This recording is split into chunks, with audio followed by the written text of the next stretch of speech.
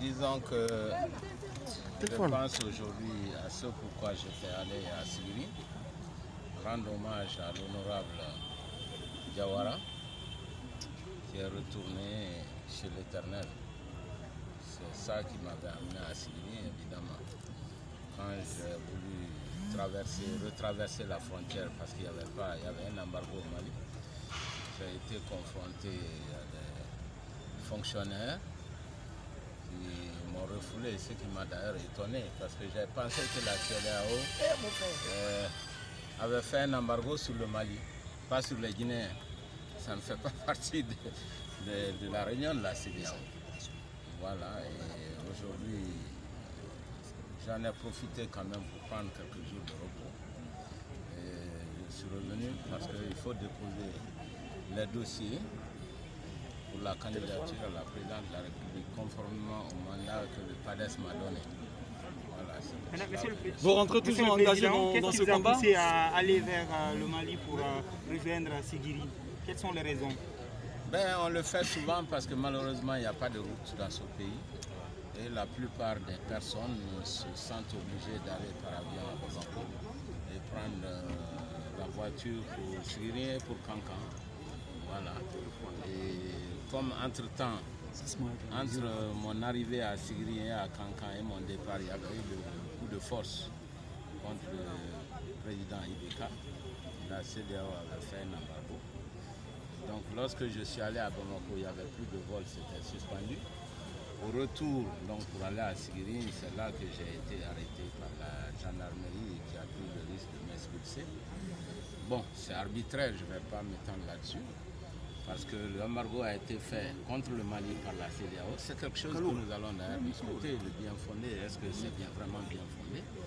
Mais ce n'était pas un embargo contre les ressortissants guinéens qui rentrent en Guinée. Voilà. Vous restez toujours engagé pour la présidentielle? Cela me tienne, j'ai pris quelques jours de repos. Vous savez, le PADES a déjà décidé d'avoir son candidat à la présidence de la République. Et c'est évident que nous allons déposer notre dossier dans les jours à venir, conformément à la loi.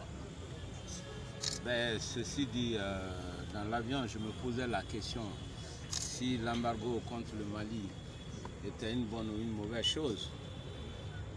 Vous savez, c'est peut-être la loi, mais le peuple malien a beaucoup souffert. Il y avait plusieurs crises. Il y a eu la crise de gouvernance et beaucoup de corruption qui a rompu le contrat de confiance entre le peuple malien et le chef de l'État. Il y a la crise du Covid-19 qui a exacerbé les tensions économiques. Et puis il y a la crise sécuritaire. Un pays où le terrorisme a quitté le nord pour aller au centre du Mali. Je pense que le peuple malien a besoin aujourd'hui de notre solidarité, pas de nos sanctions. Parce que le président Ibeka lui-même ne veut plus retourner au pouvoir, donc il a demandé à la CEDEAO d'avoir pitié du Mali. Je crois que c'est une leçon d'humanité et de modestie.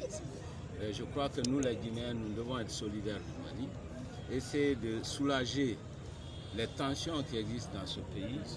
Et la CEDEAO, je pense, ne devrait pas avoir pour rôle d'exacerber ces tensions en faisant un blocus économique et financier qui rend le trajet, les voyages des marchandises très très difficiles. Et ça va provoquer encore de l'inflation et ça va exacerber les tensions au Mali.